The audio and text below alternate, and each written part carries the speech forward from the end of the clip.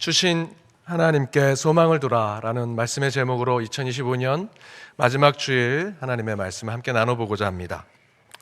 1905년 오헨리라고 하는 필명을 사용한 소설가가 마지막 입새라는 소설을 썼습니다. 기억하실 겁니다. 내용은 이렇습니다. 화가 지망생인 수지와 조안나가 함께 뉴욕의 작은 마을에 살다가 추운 겨울에 조안나가 폐병에 걸립니다. 그 깊은 폐병에 걸려서 굉장히 병약하게 되는 조안나는 곧 자신이 죽을 거라고 생각을 합니다. 하지만 친구인 수지는 어떻게든 긍정적인 말로 격려해주고 위로를 해주려고 노력하지만 조안나의 병세는 계속해서 심각해지지요. 그러면서 동시에 마음까지도 크게 낙심하게 됩니다. 그러면서 그 병원 창문 밖에 있는 담쟁이에 있는 잎사귀를 보면서 저 잎사귀가 다 떨어지면 나도 죽을 거라고 생각을 하죠.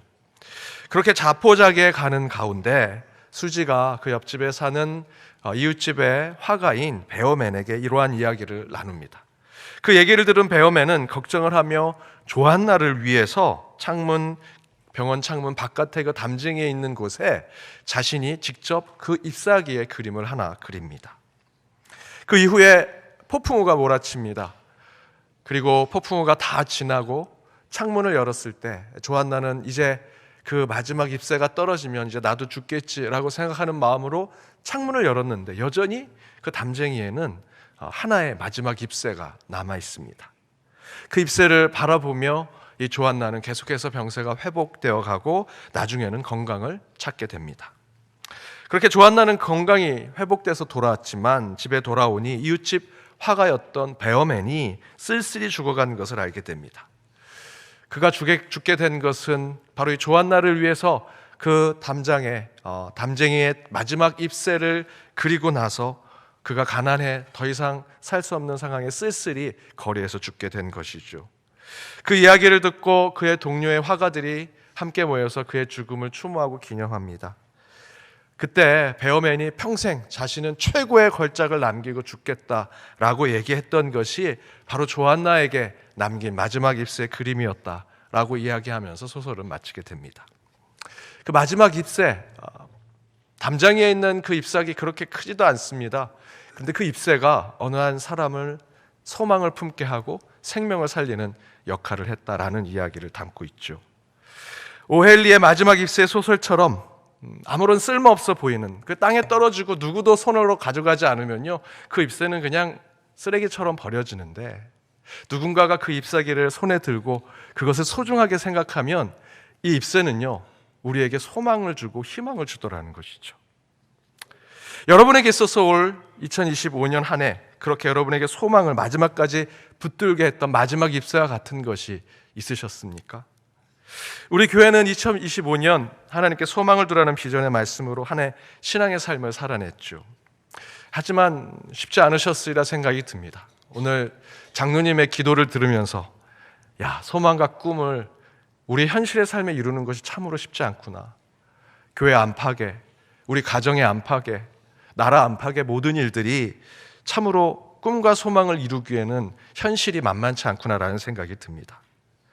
그래서 작년 새해맞이 예배 때 오늘 말씀의 제목과 같이 하나님께 소망을 두라는 말씀을 전하면서 그 소망을 현실로 이루기 위해서 우리의 신앙은 어떤 모습이 필요한가를 본문을 통해서 두 가지를 함께 나눴었습니다.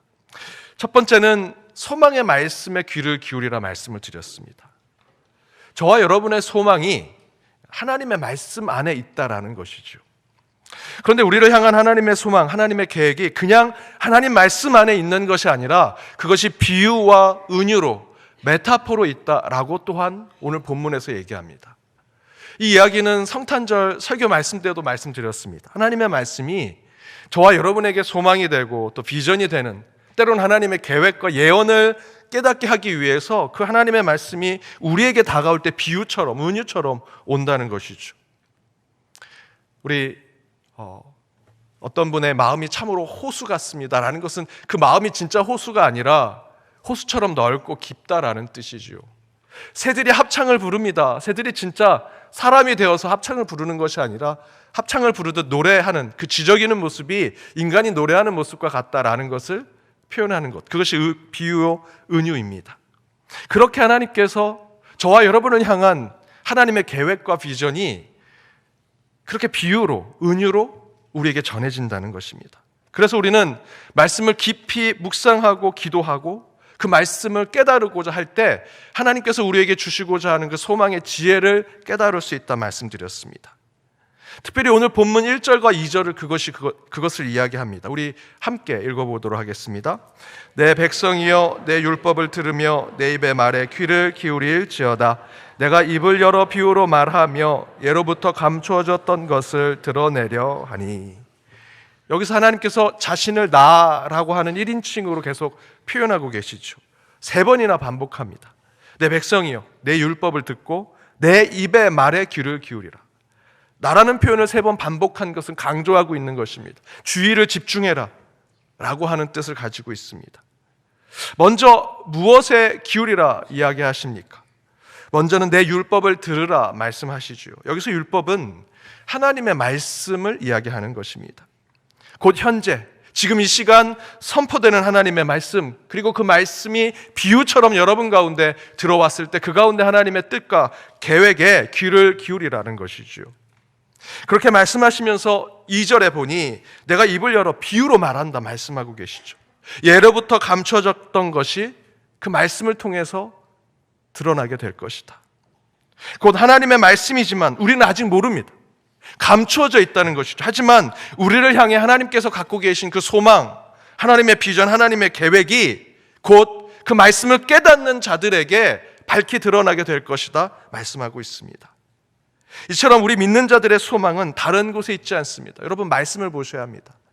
하나님께서 내게 얘기하고자 하시는 뜻이 무엇일까? 계획이 무엇일까? 소망이 무엇일까라는 것을 알려면 말씀을 보셔야 한다는 것이죠.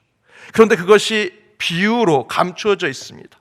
그래서 여러분을 향해 숨겨져 있는 그 하나님의 말씀을 깨닫기 위해서는요, 그 말씀을 붙잡고 읽고 가까이 할 때 하나님이 여러분을 향한 소망을 알 수 있다는 것입니다. 2025년 한 해를 정리하고 마무리하신 여러분, 그렇게 하나님께서 2025년도 여러분에게는 숨기셨으나 끝내 밝히 드러나게 해주시고 깨닫게 해주실 그 하나님의 말씀대로, 하나님을 여러분을 향한 소망대로 살아오셨습니까? 여전히 여러분을 향한 하나님의 소망과 계획은 말씀 안에 있습니다. 물론 저희는 완전히 깨닫지 못하고 다 알지는 못하지만 내 자신보다 더 크신 하나님, 우리의 믿음보다 우리를 더 믿어주시는 하나님께서 끝내 그 말씀으로 우리를 바꾸시고 변화시키시고 우리의 가는 길을 인도해 주실 것입니다. 여러분 아직 다 이루지 못한 한 해의 소망과 계획이 있으실지라도 마지막까지 말씀을 붙드십시오. 그 말씀 속에 여러분의 소망이 있고 하나님의 계획이 있으십니다. 두 번째, 작년 새해맞이 예배 때 하나님께 소망을 두라는 말씀을 전하면서 그 소망이 현실로 이루어지기 위해서 특별히 우리가 어떤 믿음의 삶을 살아야 할지 두 번째로 말씀드렸던 것은 하나님의 소망을 모든 세대와 나누는 것이 되어야 한다. 여러분이 갖고 있는 소망, 비유로 여러분에게 전해진 감춰졌던 하나님의 뜻을 여러분이 깨닫게 되면 그것을 우리 다음 세대들에게 전할 때 그것이 진정한 하나님의 소망이 된다는 것이었습니다. 그것이 7절과 8절에 나오는데요, 우리 함께 읽어보겠습니다. 그들로 그들의 소망을 하나님께 두며 하나님께서 행하신 일을 잊지 아니하고 오직 그의 계명을 지켜서 그들의 조상들 곧 완고하고 패역하여 그들의 마음이 정직하지 못하며 그들의 심령이 하나님께 충성하지 아니하는 세대와 같이 되지 아니하게 하려 하심이로다. 7절에 하나님께 소망을 두고 하나님께서 행하신 일들을 잊지 아니하고 그 계명대로 지켜 살아야 된다 말씀하시죠. 그러면서 8절에 그의 조상들에 대한 얘기를 하십니다. 여기서의 조상은 교회 기성세대들 전부를 얘기하는 것이 아니고요, 그 세대들 가운데 하나님의 뜻대로 살지 않는 자들, 죄악으로 가득했던 시대의 그 사람들을 이야기합니다. 따라서 그 대상이 저와 여러분이 될 수도 있고요, 안 될 수도 있는 것이죠. 그래서 저희는 늘 깨어 있어야 한다라고 말씀드렸습니다. 아무튼 그렇게 올바르지 못하고 하나님을 바로 믿지 못하는 세대가 제 아무리 좋은 계획과 비전을 또는 그들이 가지고 있는 좋은 환경과 배경을 그 자녀들에게 전한다 할지라도 그것이 하나님의 소망이 되지 못한다 말씀드렸습니다. 따라서 우리는 우리가 가지고 있는 비전, 저와 여러분이 보여줘야 할 소망과 그 계획들이 다음 세대들에게 바로 전해지기 위해서는 바르고 옳은 소망과 비전을 품어야 된다 말씀드렸죠. 그러면 어떻게, 무엇을 우리가 그들에게 전하는 소망이 될 수 있을까? 제가 한두 번 설교 때 말씀드렸던 제 예화인데요. 제가 미국 개척했을 때 교회 건물도 없고 사무실도 없어서 제 집이 사무실처럼 사용했습니다. 이제 막 개척했으니 궁금하신 것들이 얼마나 많으시겠습니까? 한 시간이 지나지 않고 계속해서 우리 성도님들께 전화가 옵니다. 그러면 제가 전화를 받는데 그 전까지 제가 그 전화를 받는 제 그 습성이 앞에 사람이 있듯이 전화를 받습니다. 어른들이 전화하면 꼭 두 손으로 전화를 받았습니다. 예, 여보세요. 그렇게 전화를 받고요. 또 일어서서 전화 받고, 그리고 마지막에는 항상 저희 가족, 저희 아버님하고 제가 통화하면 항상 서로 예, 아버지 들어가세요 하고 전화를 끊습니다. 그럼 제 아내가 전화하는데 어딜 들어가? 그냥 끊으면 됐지. 근데 제가 전화하는 제 습관이 그렇습니다. 그때도 그런 식으로 전화를 했습니다. 권사님이 전화를 주셨습니다. 예, 권사님. 예, 권사님. 예, 권사님 들어가세요 하고 전화를 끊었습니다. 그런 일들이 계속 반복되는데 하루는 제 아들이 소꿉놀이를 하는데 전화를 받는 소꿉놀이를 합니다. 따르릉 전화를 딱 받더니 저랑 똑같이 예, 권사님. 예, 권사님. 예, 권사님 들어가세요 하고 전화를 끊습니다. 제가 그 모습을 보고 야, 애들이 다 그대로 쫓아가는구나, 닮아가는구나, 따라가는구나, 나는 아이들의 거울이구나 라는 생각이 들었습니다. 이처럼 우리 아이들은요, 말로 가르치는 것이 아닙니다. 여러분, 아무리 자녀들에게 잔소리해도요, 그 잔소리대로 애들 하지 않죠. 부모가 했던 행동을 그대로 쫓아갑니다. 말과 행동이 일치하지 않는 언행 불일치의 모습, 그것이 오히려 아이들에게 교육이 되는 모습을 보게 되죠. 부모가 아무리 예의로 말을 가르쳐도요, 예의 없는 행동 하나가 오히려 아이들에게 더욱더 중요한 영향을 주게 되는 것을 보게 됩니다. 아이들은 말이 아니라 행동을 쫓아갑니다. 하나님의 소망을 다음 세대에게 전하는 것, 우리의 다음 세대 자녀에게 바른 소망과 하나님의 비전을 전하는 방법은 다른 것이 아닙니다. 저와 여러분이 잘하면 됩니다. 좋은 신앙을 보여주면 우리 미래 세대들은 그 모습을 그대로 닮아갈 것입니다. 이처럼 말보다 바른 행동, 바른 삶을 자녀들에게 보여주는 것이 소망을 우리 자녀들에게 전하는 것이라면 어떤 것을 전해야 할까? 이에 작년 새해맞이 예배 때 제가 존 오토버그 목사님의 인용을 했습니다. 존 오토버그 목사님이 이렇게 얘기하십니다. 어두운 밤은 하나님이 시작하신다. 어두운 밤은 하나님이 시작하신다. 여러분, 혹시 2025년 소망을 품고 살았지만 여전히 깊고 어두운 터널 속에서 빠져나오지 못한 채 살아가고 있다고 생각하십니까? 그러나 여러분, 그 어둠, 그 절망, 그 낙심의 상황 속에서도 그 모든 것이 하나님의 시작이라는 것을 우린 깨달아야 합니다. 아니, 그렇게 깨닫기 힘들죠. 그렇게 생각하기 어렵습니다. 그러나 하나님을 믿는 그리스도인들은요, 지금의 나의 이 어둡고 깊은 터널 속이 하나님이 나를 새로운 일을 하시기 위한 출발이다라는 해석하는 자로 살아야 합니다. 그리스도인은요, 우리가 겪는 모든 경험을 해석하는 자입니다. 요나가 지옥과 같은 수월에 빠져서 물고기 뱃속에서 아무것도 하지 못하는 상황을 경험했죠. 그 경험은요, 절대로 그 요나를 절망과 좌절에 빠져서 너 인생은 거기서 끝이야 라고 얘기한 것이 아닙니다. 그것은 하나님의 뜻이 아닙니다. 요나가 수월을 경험한 것은 또 다른 소망의 때를 하나님께서 준비하시는 하나님의 계획이라는 것이죠. 그러면서 저는 그때 이렇게 설교 때 말씀드렸습니다. 적어도 지금 이 자리에 있는 연동의 가족들에게 원수의 칼날이 목전까지 다가올지라도 내가 믿는 하나님이 살아계신 분이라고 믿는다면 분명히 하나님은 그 어둠 속에서, 그 소망 없이 보이는 절망 속에서라도 하나님은 분명히 우리를 건져주실 것이다. 우리가 우리의 세대 자녀들에게 몸소 보여주고 옳은 비전을 전해주는 것은요, 우리가 겪는 역경과 고난을 우리가 경험할지라도 우리는 오직 하나님을 의지하고 신뢰하여 그 소망을 품고 끝까지 나아가고 그것을 극복하고 이겨내면 하나님께서 반드시 가장 좋은 곳으로 인도하실 것이다라는 그 믿음을 전해줘야 한다 말씀드렸습니다. 여러분, 참 바보 같죠? 뭐 아무것도 못하는데 그거 믿고 나아가는 것이 뭐가 그렇게 중요할까? 그걸 뭘 다음 세대들에게 전할까? 바보 같다고 생각하시겠지만 그 바보 같은 신앙대로 여러분 사셔야 합니다. 그 안에 소망이 있습니다. 가장 희망을 찾을 수 없는 이 순간 속에서도 오직 하나님께만 믿음을 두고 소망을 품는 것, 바보 같아 보이지만 그 바보 같은 모습을 자녀들에게 전해주면요, 그 자녀들은 진짜 하나님을 믿게 될 것입니다. 그것은 시간의 문제죠. 마지막 때 하나님은 반드시 성취해 주실 것입니다. 바로 그 희망을 우리 자녀에게 전하고 알려줄 때 진정한 소망이 저와 여러분 가운데 이루어지리라 믿습니다. 여기에 2025년 마지막 주일 한 가지 더 하나님이 우리에게 주시는 그 소망에 대해서 주신과 같은 말씀이 무엇이 있을까? 함께 묵상하면서 저는 4절의 말씀을 여러분과 나누기를 원했습니다. 4절에 이렇게 기록되어 있습니다. 함께 읽어보겠습니다. 우리가 이를 그들의 자손에게 숨기지 아니하고 여호와의 영예와 그의 능력과 그가 행하신 기이한 사적을 후대에 전하리로다. 연동의 우리 부모 되신 여러분은 여러분의 한없는 은혜를 베푸신 그 하나님의 위대하심, 하나님의 크고 놀라우심을 여러분 자녀들, 여러분 후손들에게 전하고 계십니까? 4절에서처럼 하나님의 영예, 하나님의 능력, 하나님의 기이하신 사적을 후대에 여러분의 자녀들에게, 우리 연동의 미래 세대들에게 전하려고 우리가 노력하고 있습니까?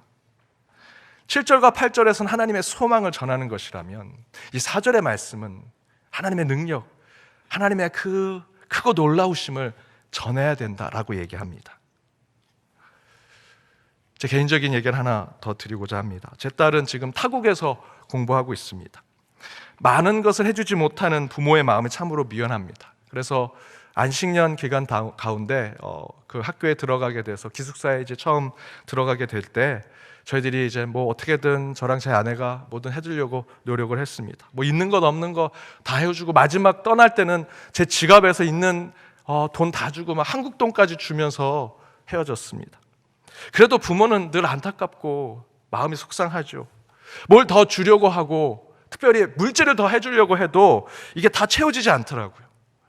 늘 불안하고 걱정이 됩니다.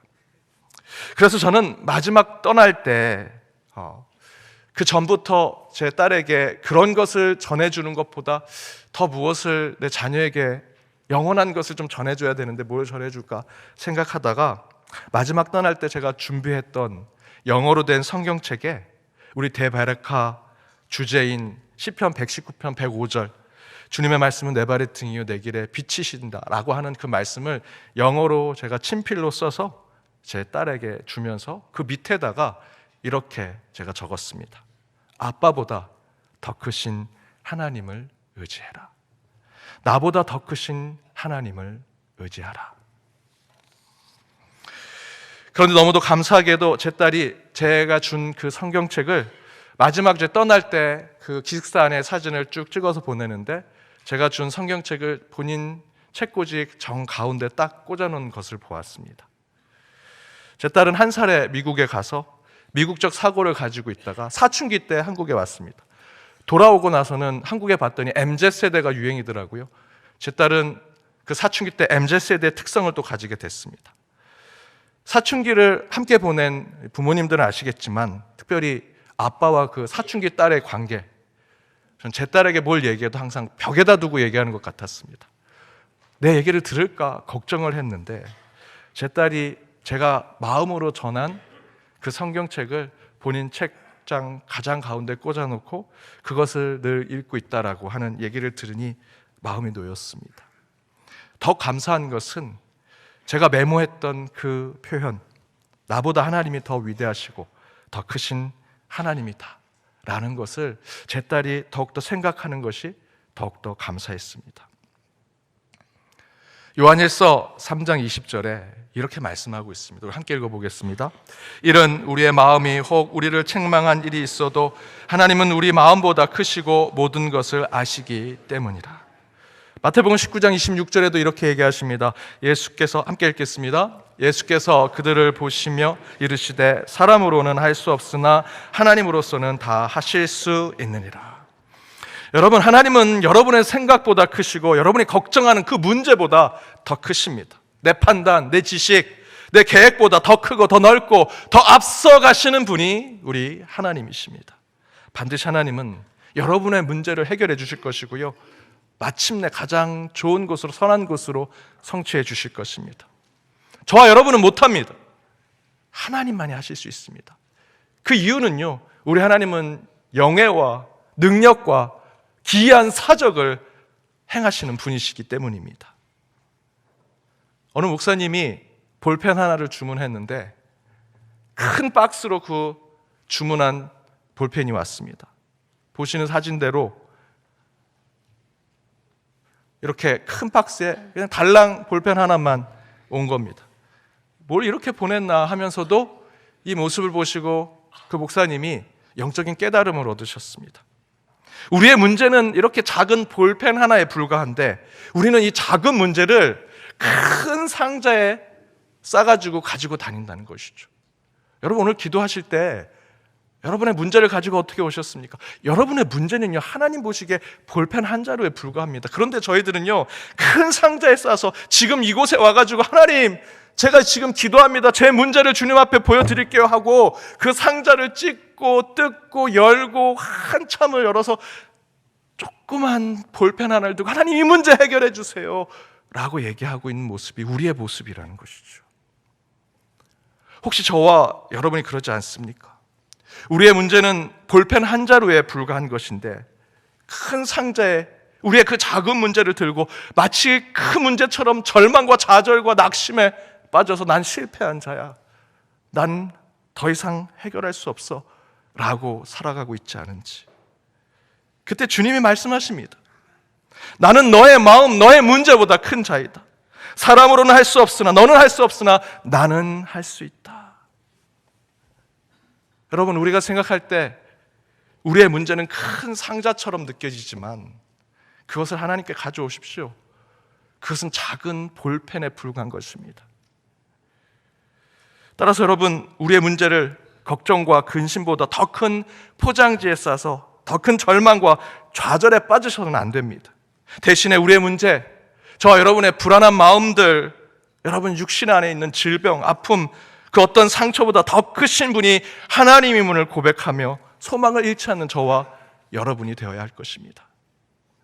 사랑하는 여러분, 하나님은 여러분이 걱정하는 그 문제보다 더 크신 분이십니다. 하나님은 여러분이 두려워하는 그 질병, 그 아픔보다 더 크신 분이십니다. 우리 하나님은 여러분이 근심하고 우려하는 여러분의 현실의 삶보다 더 크신 분이십니다. 우리보다 크고 위대하신 하나님께 소망을 두십시오. 그때 하나님은 우리에게 변하지 않는 믿음을 주실 것이고 그 믿음은 우리에게 소망이 될 것입니다. 그렇게 남은 2025년도를 소망의 하나님과 동행하심으로 마지막 남아있는 여러분의 기도의 제목, 또 새롭게 우리에게 주실 2026년을 맞이하는 저와 여러분이 되기를 주님의 이름으로 축복합니다.